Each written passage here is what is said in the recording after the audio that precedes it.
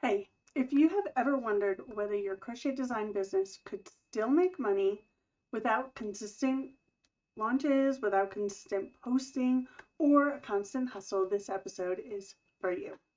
In 2025, my crochet design business was what I would call in maintenance mode. So I wasn't trying, but I wasn't winging it either. So today I am going to show you what I actually produced, why this business still exists, and what designers get wrong about sustainability. Welcome to this episode of Crochet Business Chat Podcast. You may have seen us recording this live earlier, and the sound went wonky, and so here we are trying again.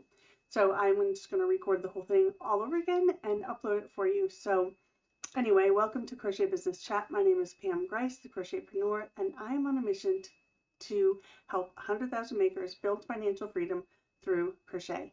Like this video so more people will see it. Because of the wonky sound and re-uploading this post, some people may be going to the old post and not to this post, and we want to build up some SEO juice on this post. So be sure to like this post, comment below with any questions you have, just say hello. If you're listening on the replay of the podcast, hop over to YouTube, say hi, and leave your comments there, and I will be back to answer any questions that you have. Be sure to subscribe for crochet business tips, and how about we get into things today? So, I am having an issue with my voice, so I will be drinking throughout this podcast. I apologize, it's going to happen, and let's just pretend it's not a big deal, all right? Okay, I'm going to share behind the scenes of what worked, what didn't work, how I made money with my design business specifically, and where the money came from. I'm going to share the numbers, I'm going to break down expenses, and tell you what's happening next. So welcome along for the ride. And something's wrong with StreamYard and it keeps flickering my video. Let's ignore that too. We're just going to kind of go with it today. All right. So first, I want to start by answering a question that I get all the time, and that is, why am I still having a crochet design business when Crochetpreneur is my primary focus? So honestly, it's not about holding on to old things and being afraid to let them go. Made with a Twist, which is my design business, exists very intentionally. So it exists for three primary reasons. The first one is it's a lead magnet. So it's not any longer the passion project that it once was. When I first started, I loved crochet. I was crocheting all the time. I was selling things. Eventually got into designing, etc. And loved it, loved it, loved that, love it still. But I love helping people more. And so my real passion project is Crochetpreneur, the Crochetpreneur Business Academy, the Catalyst Collective, and all the things we're doing at Crochetpreneur. Made with a Twist exists as a lead magnet, and the second reason it exists is to keep me close to the struggle. So I want to stay in the thick of it so I can understand what my clients are going through as far as platforms and reach and marketing and tech issues and all of the things that are going on in the industry. Sure, I could look at it from afar. Sure, I could ask them for their perspective. But being in the midst of it and experiencing it myself, I think is really important so that I can, reason number three, test things. So this business exists as a testing ground so that I can experiment and teach my clients from experience rather than from theory. So a lead magnet keeps me close to the struggle and gives me a testing ground. So those are the reasons that Made with a Twist exists. Now, Made with a Twist is not just a generic design business. It is niched very intentionally. I know some people prefer a generalized business approach. I really prefer a niche because it gives you a specific audience to speak to, and I like the niche model. So my niche is super bulky projects designed specifically for crochet product sellers. So that means fast makes, it means seasonal relevance, and it means patterns that are actually profitable to sell at markets. What I don't do though is I don't design Ami very much. Sometimes I do, but not often. I don't chase trends, and I don't design things that can't be sold at a reasonable price. So I really stick to what I'm good at, which is fashion accessories, home decor items, practical things, and designing with super bulky yarn for projects that are really quick, affordable, and can be sold at a profit. So Made with a Twist was built for clarity, and clarity is what makes it sustainable.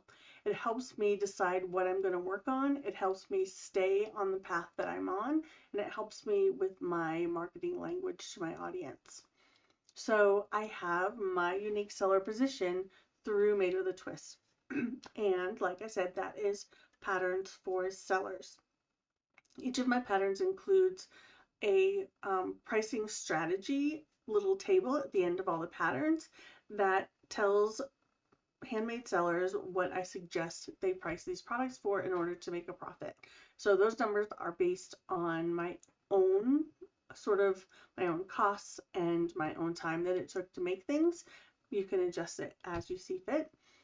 Those things are all designed for 3 different levels of buyers. So depending on what your niche is, your price would be different. So if you are selling to bargain shoppers, if you're building a business that has accessible pricing, which I don't recommend, but some people kind of stick to their guns with that, then I have one price. Then there's the brand buyers who really like their labels, and there's one price for them. And then the boutique buyers who want higher quality yarns, maybe embellishments, maybe customization. That's a different price. So those are included on all of my patterns. So doing that helps to build trust in myself as a designer and as someone who is serving that particular audience. And it also builds repeat buyers. So it aligns the business with the reality of selling, not just making, right? So though I'm happy to service customers that are makers and not sellers, just like any niche, we serve the people who show up to our business. But those aren't the people that I'm specifically trying to attract to my business because, like I said, it's a lead magnet. I want to attract sellers who then want to hire me as a coach, right? So it's leading people into my primary revenue stream. All right. So with that context, a very specific niche, a very intentional structure, and a business that's designed to support sellers, let's talk about how it actually made money in 2025. I want to talk to you about the revenue streams that I have built into this business model. First, I want to reiterate that I share numbers, before I share numbers, sorry, that this business, it wasn't a launch year. It wasn't a launch heavy year. My goal isn't to impress you with numbers, because honestly, they're not super impressive. They are basically a business that was run on autopilot. I also don't want to trigger comparison for those of you who maybe are like, yeah, but I've had my business as long as you and it didn't make as much money as you. We're all in different phases and stages and we built things differently. And this is just an informational and teaching post, and to tell you sort of transparently what happened behind the scenes of that particular piece of my business. It's basically to show you what can happen when you build a business with systems and you simply maintain them. So again, it's for education and context. I am in no way the most successful crochet designer out there, not even close. Some of my clients are, but I am not because, again, I don't spend all of my time working on this business. If I did, I couldn't serve my clients. So maintenance mode is maintenance mode, and my maintenance mode is what it is for me. I know other people who have run a business on maintenance mode, for example, while they were writing a book or while they were working on other projects, and they made 2, 3, even 4 times what I made this year. But I'm giving you my numbers. So let's talk about first the revenue streams that we used in Made with a Twist this year. So I'm going to add some images here so you can see them. So, oops, that's the wrong one. Why is that there? You move. There we go. All right, pattern sales. Pattern sales were the first revenue stream, and most of my sales came from my existing catalog. A small number were from new releases. I need to increase the size of my screen so I can see this. A small number of new releases this year, and most of my sales came from my email list or from search engine optimization of either Google, Google Discover, or Etsy SEO. So this pattern in this image kind of popped off over the holiday time, and it's a brand new pattern. It did really well, and it drove most of my sales in November. The next revenue stream is opt-ins and tripwires.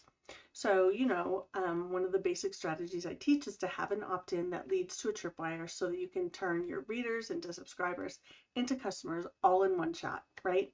So I do have that set up in my business. It is not optimized. It sat sort of dormant this year, and I was experimenting with other things. And this year we'll be bringing it back. So I did create this new opt-in called Big Stitch, which is a sort of hacking super bulky yarn, and it has several patterns in there and tips for using super bulky yarn. So again, it speaks directly to my ideal customer. And yeah, so I will be optimizing my opt-ins and tripwires. They did make a little bit of money, but not a whole lot. All right, next is bundles. So I did participate in a few bundles this year. I didn't host any, but I did participate in ones that are hosted by other people. I like them because they help introduce designs to a whole new audience. So because multiple people are marketing the same bundle, you get your designs in front of new people, and that's a really great way to market. So while yes, you are selling at a lower price and you're getting affiliate revenue through your bundle link, you're also looking at it as it's a marketing tool. So you get marketing and sales and growing your list all in one go. So bundles. Next is affiliate marketing, which I didn't push too much. So I didn't really run any specific affiliate campaigns in 2025. I do have passive affiliate links on my blog posts. Some are to books, some are to patterns, some are to yarn and other supplies. So they just kind of sit on the blog, and when people go to those posts, they click on the links, and I make a small amount of revenue. So it's small, but passive, so I don't have to worry about it too much. Next is blog ad revenue. So income that is tied to blog traffic. The more traffic you drive, the more revenue you make. So I increase traffic with participating in blog hops, Google Discover, which is random, and I don't really control that, but it is nice. And also I ran a scavenger hunt on Black Friday, and that drove a lot of traffic. And let's see, my ad network is Mediavine. Mediavine and Raptive are sort of the two top tier ad networks that you can work with. They both lowered their entrance numbers. So if you have a blog and you are not on Mediavine or Raptive, I recommend taking a look at those and seeing if you can get on those ad networks. What I love about the ad networks, even though sometimes you do get customers complaining about ads on sites, it does generate revenue for you 24 hours a day.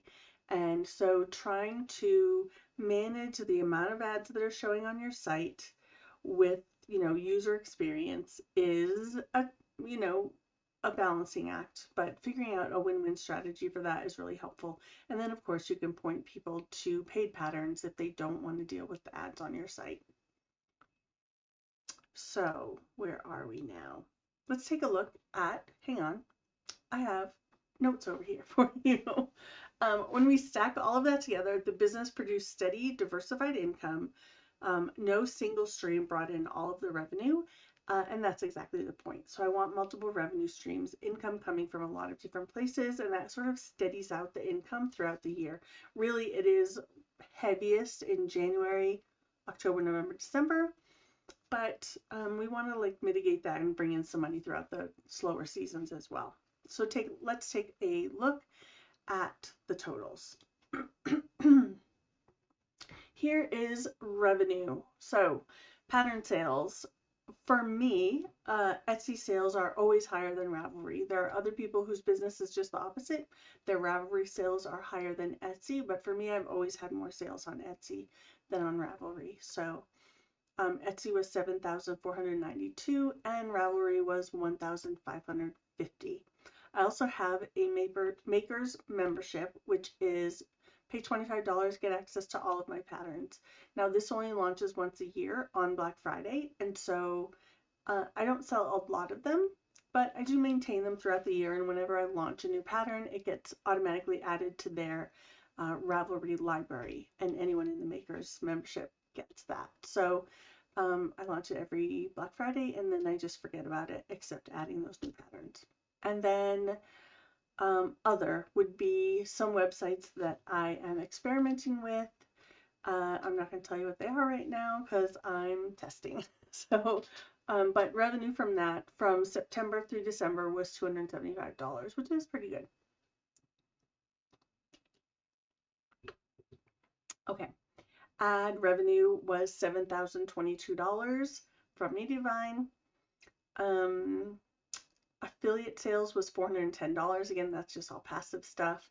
Bundle sales, as I was an affiliate for these bundles, came in at $1,751. And then Tripwire sales from my opt-in / Tripwire process was $334. That can significantly increase if I pay attention to it and optimize it this year. So gross revenue was $19,254. Now, of course, that doesn't tell the whole story. So we need to talk about expenses. And most of my expenses are kind of tied together between Crochetpreneur and Made with a Twist. So I did my best to parse those things out as far as my website costs, my email costs, and those kinds of things. So, you know, the expenses in Crochetpreneur are much larger. I try to mitigate them as much as possible for Made with a Twist. But there are some that surprised me as I was going through the numbers. So let's share those.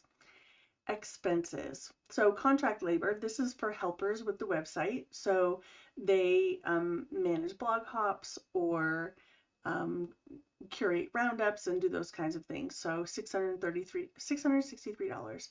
Then advertising. I did some testing with Etsy ads this year and dumped a bunch of money into ads through October through December. And so I spent $2,000 on those ads and they generated $2,800. So they did their job and they brought in revenue that I likely wouldn't have made otherwise. And I think I'll do it again next year. But it was really interesting to run ads in a really strategic way. And that was fun.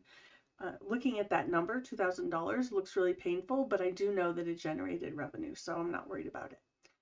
All right, seller fees. So these are Etsy and Ravelry seller fees. It all total out to $1,559 for those fees.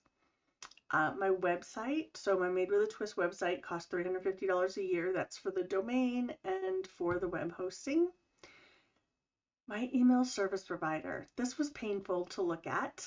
So I'm on Active Campaign right now. Total, my list has about 45,000 subscribers, and that is painful and expensive. And I am moving as soon as my business summit is over. I'll be moving to Kit, and they will help me with that transition. Right now, I have too many automations set up for summit emails and things, and so I don't want to move it before the summit and break something. So, so that's waiting there. Then we have Tailwind, which maybe I might be getting rid of this year. I'm not sure it's doing its job. So Tailwind, I paid $350. GoSadie is an app for designers and makers now that I didn't use to its optimal whatever.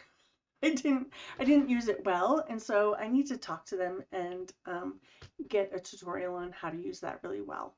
and use it to my advantage. But it's $17 a month. If you don't already use GoSadie, I really recommend it. They have a lot of resources for designers and such. Then iMark Interactive, $618. I do have a support plan with iMark Interactive, one of the best companies I've ever worked with, amazing customer service. Basically, the subscription allows me to just send them a message when something's broken on my site and say, hey, can you please fix this? Like I got an error message, or I got a message from WordPress, or something's broken, it's not working, and I don't know how to fix it. And I just send them a message, say, this is broken, I don't know what it is. And they just take care of it, which is so worth it to me. eRank, which I use for optimizing my Etsy listings, is $120 a year. Canva, $144. Basically, I split that cost between Crochetpreneur and Made with a Twist for the pro account. And then tech editing, $180. That'll probably stay the same for next year. So in total expenses were $7,865. Ouch. Again, I can lower that next year. So totals are gross revenue $19,254, expenses $7,865, and revenue total is $11,389. And then we have to look at income tax because that's an expense as well. So I calculated 15% because that just feels right. So $1,708. So annual net revenue is $9,680. That's just over, I think, $800 a month if we spread it out over the year. $800 a month is nice. Pays a few bills. It can pay for a vacation. It can pay for groceries. It can pay for kids' sports, tuition, whatever. So having that nice little side hustle on the side is great for just bolstering the revenue. If it's your full-time job, I would expect that you can, over time, grow it to be much, much more than that. So, okay, now, revenue only tells part of the story. The other part is what actually happened behind the scenes. So next, I want to share some of the real sort of activity metrics of how many patterns I released, how many blog hops I was in, how much blog traffic I got, and those kinds of things. So let's see. These metrics. Patterns, I launched 12 new patterns in 2025. That really surprised me because it didn't feel like I launched that many patterns, but apparently I did. So I looked back over the year and that's the case. Most of those were launched from September to November, with some being sprinkled throughout the year when I did blog hops and things. Ultimately, the number of patterns that sold this year was 1,883 patterns. And I sold 11 memberships to my Makers membership that I sold on Black Friday. All right, blog traffic. Blog traffic was 280,000 views. So there were like 980 something thousand events, but 280,000 views. And that came through SEO. It came through my email list, through Pinterest, and that's about it. So those are kind of the ways that we drive traffic, blog hops as well. So ad revenue came to $7,022, and I participated in 4 blog hops in 2025. I've already participated in 1 blog hop this year, and I have 3 more scheduled. One this week, and then some coming up in February. So I like blog hops. However, I don't really like to be on someone else's time schedule, and so I'm waffling back and forth about what we'll do about that. But I do think I'll be hosting some blog hops on my own blog this year. And then my email list increased by 3,464 subscribers. So I started the year at 7,783 for my Made with a Twist list. My Crochetpreneur email list is larger. My Made with a Twist, again, because I don't really work on it, is smaller, but it did increase by 3,464 subscribers, so that's really nice. But I do want to focus on that and grow it even more in the coming year. So that growth didn't come from launches, it came from evergreen content and existing systems doing their job. Again, now I don't want to apologize. I don't know. I just feel weird sharing numbers. Honestly, it like feels a little vulnerable, and like someone could look at this and be like, you're barely making any money, or you're barely getting any traffic, or other people looking at it saying, I'm not doing as good as that. Why am I not doing as good? So the whole thing just feels weird, but I know people like to see the numbers, so I'm sharing them. I know they're not dramatic on their own, but put together, they do tell a story of what a business can look like when you don't really work on it that much. I know 12 pattern launches feels like a lot, but it just wasn't a lot of work. So, um, yeah. Anyway, sorry for apologizing. Sorry for being sorry. Um, Basically, I want you to understand that this is what's possible when you build sustainable systems throughout the year or over a long period of time so that you can take a step back. The whole goal with building these sort of passive income streams is to be able to take a step back and let the business work for you so you can live your life, right? And or when life happens, I have chronic illness, multiple, and dealing with that is unpredictable, and some days are really hard and some days aren't hard. And letting my business help me make money while I take care of my health is really important to me. And so this has made it possible that I can still create revenue even when I'm not showing up live. So I hope that helps. So the next question is, what is next for Made with a Twist? Excuse me. Well, here are my plans. So, yeah, I'm trying to look at my notes over here. Again, Made with a Twist exists as a support revenue stream for Crochetpreneur. And I don't spend that much time on it, but this is what I do plan to do in 2026, hopefully. So consistent pattern launch plan. I would like to launch at least one pattern a month with multiple launches in September, October, November. But leading up to that, I would like to consistently launch at least one pattern a month. I would like to leverage my team for blog hops and roundup posts. I was not good about that last year. I would like to be more consistent. I think we can get much more traffic if we do that. I want to grow my email list in various ways. I'll look at, what that strategy will look like. I'll share that with you when I decide. I want to mitigate expenses. Part of that is moving from ActiveCampaign to Kit or someplace else. And then delegate most social media content. Right now, I just ignore it with this business. And I think if I delegate that to someone else on my team to take over, it will at least get consistently done. And I think that will help grow our audience.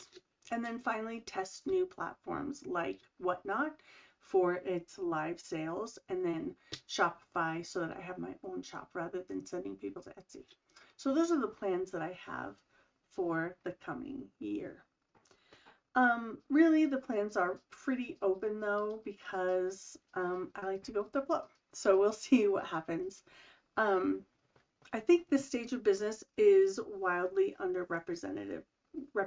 People don't really talk about it. We talk a lot about starting a business or scaling a business, but we don't talk about sustainability. And there is a point where you look at your business and say, I'm making enough money. I don't need to hustle anymore. My business needs to serve my life rather than the other way around. And this is what building a sustainable business looks like. It just works in the background. It just does its thing. And you don't have to spend 24 hours a day working on growing, creating content, all those things. So this is what more crochet business owners, I would like more crochet business owners to experience, not just the growth, but the sustainability. But so many people quit in that in the beginning phases because they're not making enough money. They forget to look at the long picture and the long forecasts of what could happen for them. And so I want to encourage you to keep plugging away, keep creating content, give yourself a schedule that's workable for you, workable for your family, and yeah, this is what I teach inside of CBA. If this sounds good to you, if you want to build a sustainable business, one that works for you, then check that out. I'll put a link in the description to a little masterclass all about behind the scenes of CBA and what we do in the Business Academy. Otherwise, hang on. Otherwise, go check out crochetpreneur.com. So many articles, so many podcasts, everything you need to get you started over there and stay connected.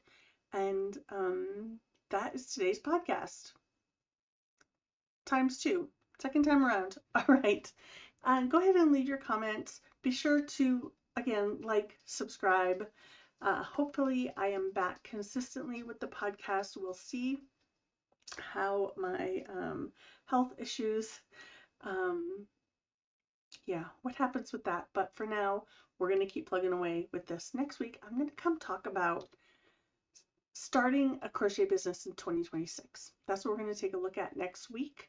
Whether you are a brand new business owner or you are, have an existing business, but you might want to tweak things for 2026, come next week, and that's what we'll talk about. And until then, thanks for being here. Leave your question in the comments below, and I will see you on next week's episode.